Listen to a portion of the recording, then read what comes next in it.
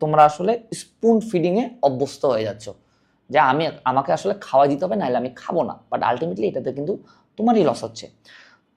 তুমি তোমার আশেপাশে যত সেকেন্ড টাইমার মেডিকেল ভাইয়া বা আপু আছে যারা আসলে মেডিকেল কলেজে চান্স পেয়েছে, বা অনলাইনের বিভিন্ন ফেমাস সেকেন্ড টাইমার ভাইয়া বা আপু আছে না, যারা হলো অনেক ফেমাস উপরের দিকের মেডিকেল কলেজে চান্স পেয়েছে সেকেন্ড টাইমার হয়েও, তুমি তাদের পার্সোনালি যে আস করবে যে আপু আমি যেভাবে পড়তেছি, এই যে 7 ঘন্টা ধরে পরিপাক এবং শোষণের ক্লাস করতেছি, নোট করতেছি, আপনি কিভাবে করছিলেন, বা ভাইয়া আপনি কিভাবে করছিলেন? অ্যান্সার আসবে নো।